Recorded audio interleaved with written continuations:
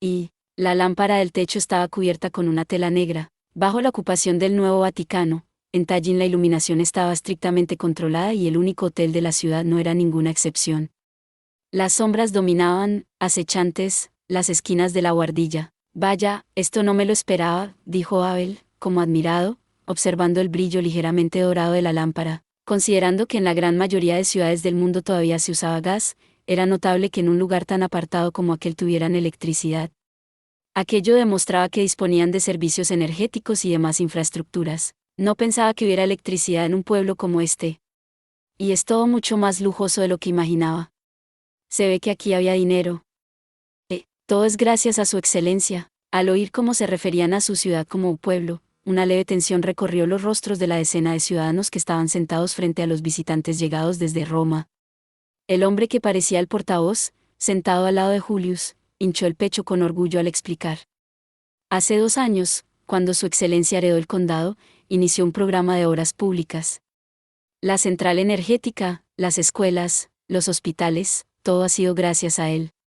Sin la aportación de su excelencia, Tallin seguiría siendo un lugar pobre y remoto. No exageres, Sergei. Ha sido todo cuestión de suerte.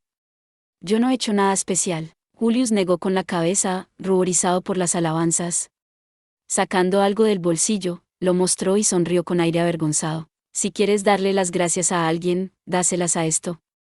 Todos se lo debemos haber descubierto cómo utilizarlo. ¿Qué es eso? Abel se quedó mirando el pequeño objeto que había sacado Julius.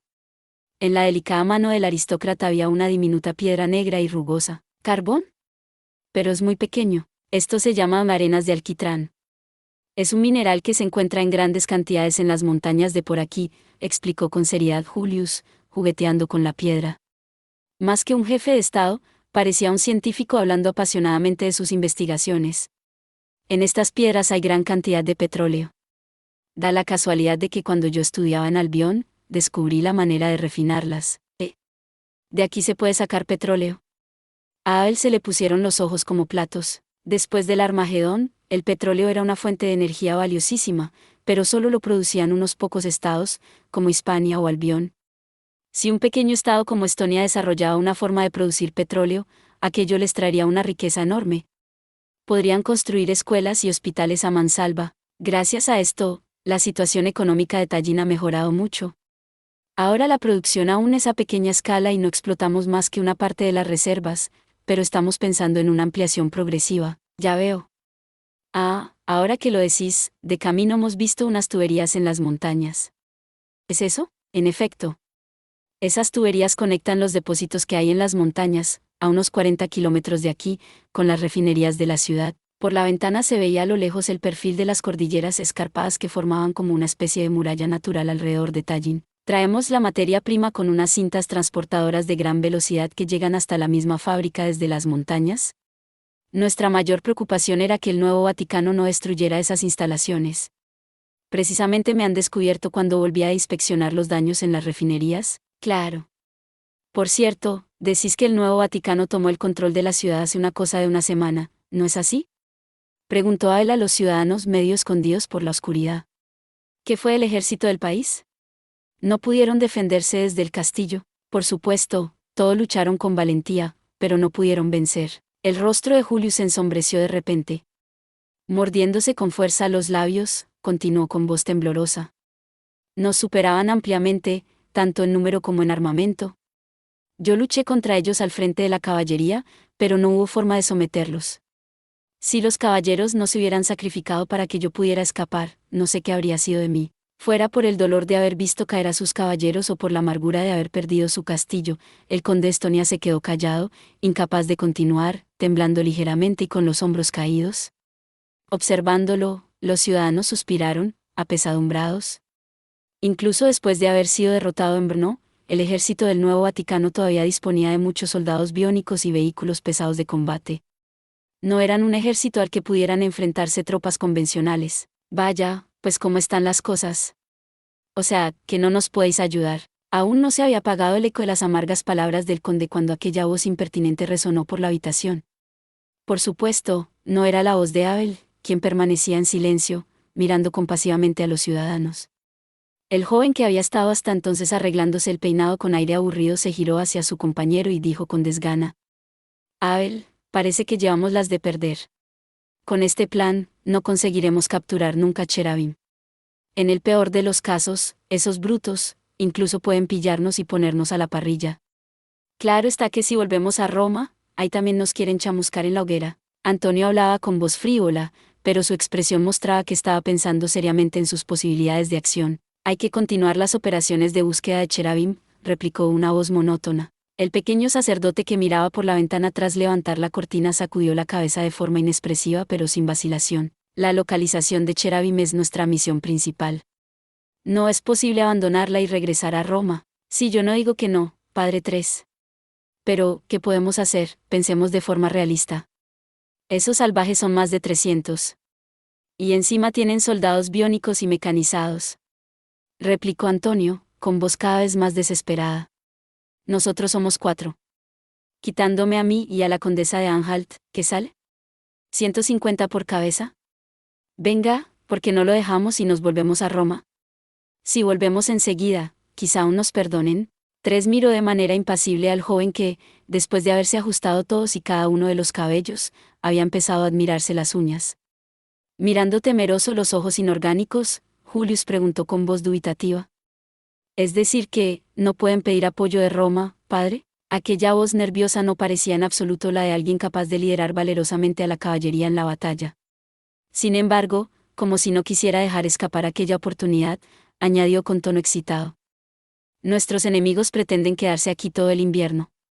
Cuando llegue la primavera probablemente seguirán hacia el norte para evitar que los capturen, pero hasta entonces matarán de hambre a toda la ciudad. ¿No podrían pedir refuerzos para echarlos cuanto antes, padres? Desgraciadamente, eso es imposible, Excelencia, dijo, apesadumbrado, Abel, que sacudió la cabeza. Como os hemos explicado antes, ahora se nos busca por traidores. Aunque consigamos que envíen refuerzos, si se trata de luchar contra los herejes, las tropas del Vaticano no se andarán con miramientos. Puede ser que logren expulsar al nuevo Vaticano, pero la ciudad quedará arrasada de todos modos. Entonces, Julius bajó el rostro sin fuerzas y se lo cubrió con las manos, ante la mirada ansiosa de los ciudadanos. En la habitación se extendió un silencio gélido. Si me lo permiten, oyéndoles conversar se me ha ocurrido una idea. Una voz rompió el silencio, pidiendo intervenir. Era Crista, condesa de Anhalt y esposa de uno de los seguidores del nuevo Vaticano, que había abierto la boca por primera vez desde que había llegado al lugar. Los fieles del nuevo Vaticano a quien siguen es al falso Papa Alfonso de Este, ¿no? ¿Y si lo tomamos como rehén? Entonces, es seguro que tendrán que escuchar nuestras peticiones. Ah. Qué buena idea, señora. Pero, perdone que le diga, eso es imposible, replicó Antonio, diciendo en voz alta lo que todos pensaban. ¿Cómo espera que secuestremos a un hombre escondido en lo más profundo del castillo y protegido por 300 caballeros? Si nos pillan infiltrándonos, ¿nos matarán? Ah, pero yo no he dicho nada de infiltrarse, repuso Crista con indiferencia, hablando en un tono inesperadamente afilado. Estos buenos ciudadanos entregarán al conde a los invasores. ¿No creéis que así nos abrirán las puertas del castillo de par en par? ¿Pero qué? ¿Lo habían oído bien? Sonriendo con elegancia a las miradas asombradas que se habían concentrado sobre ella, explicó con palabras fáciles su imposible plan. Cuando le lleven frente al falso papa, su excelencia el conde reducirá al viejo. Después abrirá las puertas y el pueblo entrará en el castillo. ¿Los herejes? Los engañaremos diciendo que vamos a devolverles al rehén, los meteremos en el polvorín o algo así y les prenderemos fuego. Una vez vi cómo mis sirvientes hacían algo parecido para matar a unos bichos. A ver, ¿cómo os lo digo? Viendo que Antonio se había quedado con la boca abierta sin saber qué decir y que los ciudadanos se mostraban alarmados ante la temeridad del plan, Abel decidió interrumpir a la condesa antes de que la situación empeorara más. Desgraciadamente, no es posible poner en práctica vuestra idea, Excelencia. Es un plan demasiado arriesgado para el conde. Lo que estáis proponiendo es que el conde solo capture a Alfonso de Este. Incluso aunque logre entrar con alguna arma camuflada, el riesgo es demasiado grande. Vaya, pero su excelencia no es un guerrero formidable. Si acaba de decir que luchó valientemente al frente de la caballería, replicó Crista con aire inocente, poniéndose el dedo en la barbilla. Capturar al falso papa no es una tarea mucho más sencilla. ¡Qué insolencia! Los ciudadanos, furiosos al ver que la condesa llamaba fanfarrón a su señor, soltaron un grito de ira. Sergei, el dueño del hotel, bramó enfurecido. La casa condal de Estonia es famosa por sus proezas en combate, su excelencia es un caballero heroico como ninguno. Ese falso papa no es rival para él, ¿verdad, excelencia? Ah, claro que no, Sergei. Julius estaba distraído, como si no se diera cuenta de que alguien estaba insinuando que era un mentiroso, pero cuando su vasallo se giró hacia él, volvió rápidamente en sí. Al sentirse el centro de todas las miradas, se golpeó con fuerza el pecho y asintió confiado. El plan de la condesa de Anhalt es muy interesante. Padre Nitroat, gracias por vuestra consideración, pero aunque no lo parezca yo domino todas las artes marciales. No os preocupéis por mí. Bueno, pues entonces está decidido, dijo, riendo alegremente, la condesa, y aplaudió con gesto inocente. Así, todos conseguiremos lo que queremos. El conde su castillo, los padres Acherabim y yo a mi marido, Rudolf. Parecía que la condesa ya se veía reunida con su esposo. Juntando las manos ante el pecho, suspiró con aire melancólico. ¿No sabes cómo te echo de menos, Rudolf? ¿Qué estarás haciendo ahora? Por su parte, los ciudadanos habían rodeado al conde y se dirigían a él con voz excitada. Julius les respondía con una sonrisa, pero en su expresión había algo vacío. Observando al joven, Abel comentó para sí mismo. A ver, si es todo tan fácil. Efectivamente, la derrota del nuevo Vaticano dependía de capturar a Alfonso. Si cayera en sus manos, no había duda de que toda la estructura rebelde se resquebrajaría, pero ¿sería Julius realmente capaz de apresar al falso papa?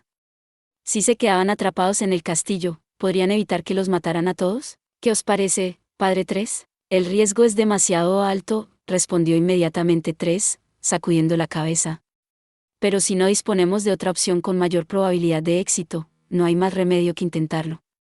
Las ejecuciones a manos de la Inquisición se practican inmediatamente después de la sentencia.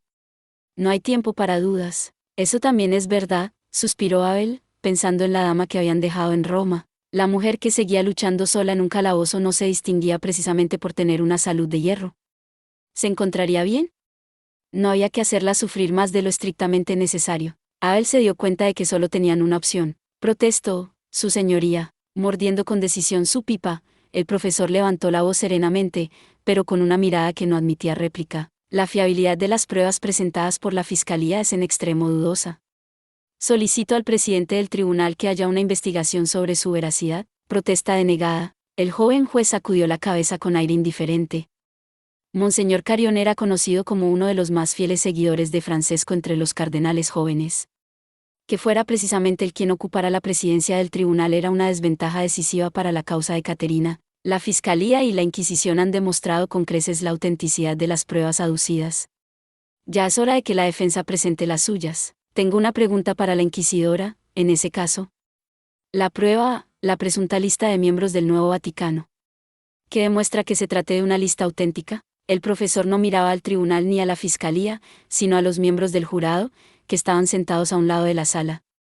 Observando fijamente a los 20 cardenales vestidos con hábitos escarlatas, movió teatralmente los brazos para despertar su simpatía por la acusada. Yo también he visto el informe pericial del análisis por radioinmunoensayo.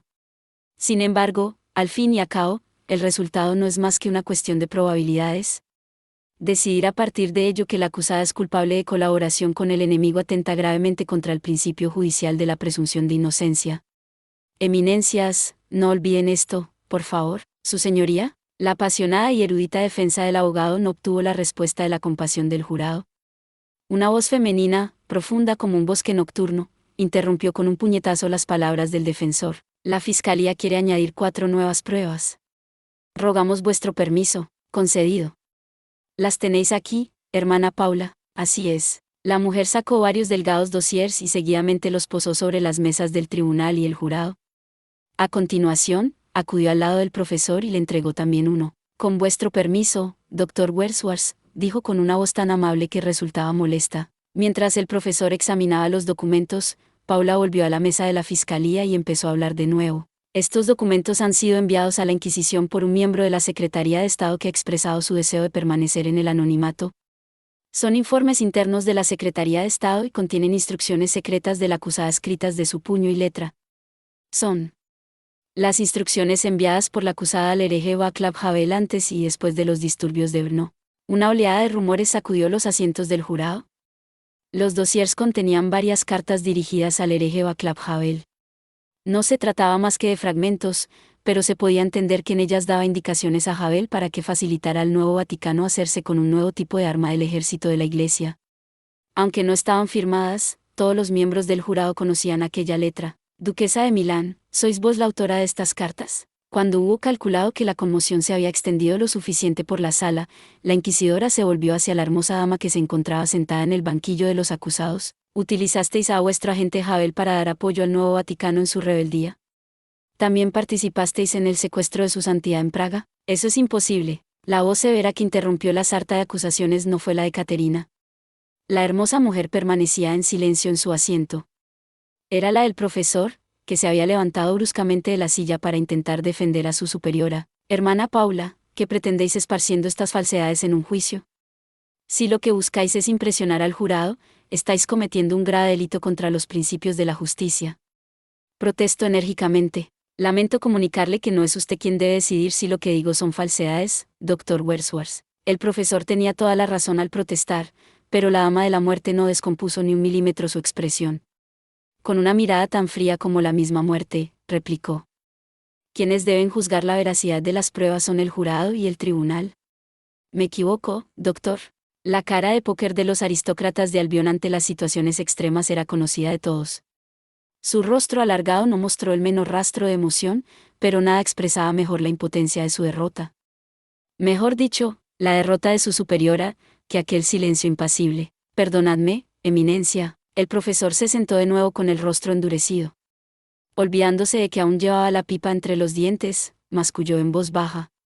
De cualquier modo, nos tienen atrapados, no solo a nosotros, profesor. Caterina había palidecido mucho, pero sus ojos conservaban aún el brillo de inteligencia y miraban fijamente al vacío, como si observaran a alguien que no estaba presente allí. Tienen atrapado al Vaticano entero, incluida la Inquisición. De todos modos, la culpa es nuestra por no haber pensado que intentarían atacarnos así. Pensaba que ya había visto los límites de su malicia, pero veo que todavía les minusvaloraba. Silencio. Silencio todos. En la sala aún reinaba el rumor provocado por las nuevas pruebas presentadas, pero los gritos del presidente del tribunal, acompañados del sonido de su masa, lo pararon en seco. ¿Tiene la defensa algo que alegar ante las nuevas pruebas presentadas? No, señoría, por muy erudito que fuera, no había manera humana de ganar en aquella situación. Era admirable lo oportunos que habían sido presentando aquellas pruebas decisivas. Estaba claro que la hermana Paula lo había planeado todo, pero lo más increíble era la capacidad de sus verdaderos enemigos para prever la reacción que tendría la Inquisición ante la trampa. Me había hecho a la idea de que sería difícil, eminencia, pero esto será peor de lo que pensábamos. Me pregunto cuándo volverán de Tallin. Caterina siguió mirando por la ventana, sin responder al susurro del profesor. La nieve caía con más fuerza en ese momento. Aún no había llegado el día de Navidad, pero el frío era terrible. ¿Estarían a salvo sus hombres? En ese caso, después de haber oído las intervenciones de la Fiscalía y la Defensa, doy por terminada la sesión de hoy. La voz aguda de Monseñor Carione resonó por la sala, seguida del golpe seco de su masa en la mesa. El veredicto de Caterina Sforza se hará público dentro de una semana a esta misma hora. Se levanta la sesión. Vaya, qué raro por aquí. Limpiándose una oreja con el dedo, el prisionero miró a través del cristal antibalas con aire burlón. Sus gruesos labios formaron una sonrisa atrevida cuando preguntó. ¿Cuántos años hace? No lo sé, respondió el visitante, con desgana. El cuello del hábito dejaba ver un rostro tan tenso que parecía capaz de cortar a quien lo tocara. No es la duquesa de Milán quien me ha encargado esta misión. He recibido las órdenes del profesor. Él no tiene autoridad para reducirte la pena, pero si no aceptas la misión. Bueno, incluso si la aceptas pero no la cumples con éxito, muy probablemente no vuelvas a salir de aquí con vida. ¿Cómo están las cosas? O sea que no tengo elección, ¿verdad? El prisionero se encogió de hombros ante las severas palabras de su interlocutor. Inspeccionándose la cera de los oídos como si fuera un científico, respondió con una voz poco seria. Sea como sea, me tengo que largar de aquí. Me está esperando una moza, una muy buena moza. Sí. Un estremecimiento recorrió brevemente el rostro del visitante, pero sus ojos verdes enseguida volvieron a tomar una luz estoica. Sacudiendo la cabellera rubia al asentir, se levantó apoyándose en la barra de hierro que llevaba. Pues si estás listo, vamos a empezar. Me da lo mismo. Lo que sea, el prisionero, el agente León García de Asturias, seguía hablando en tono burlón. Acariciándose las esposas, se quedó mirando fijamente el rostro blanco de su interlocutor. Soy más bien yo quien tiene que preguntarte si estás recuperado de tus heridas. He oído que te pasaste medio año en cama sin que pudieras moverte. Ah, ¿eso? La mano que agarraba la barra de hierro pareció temblar ligeramente ante las palabras de León. Acto seguido, el cristal antibalas que separaba a los dos hombres descendió con lentitud a través de una abertura en el suelo. Ya ves que estoy recuperado, respondió el agente Hugue de Watteau, Sordancer, con los ojos brillantes como cuchillas. Eso es todo por este video. Espero que hayas disfrutado de la narración de esta emocionante novela web o ligera. Si te gustó el video y quieres ver más contenido como este, te invito a que te suscribas y le des me gusta al video. De esta manera, me ayudas a crecer y a seguir compartiendo historias emocionantes contigo. No te pierdas ningún video más. Gracias por tu apoyo.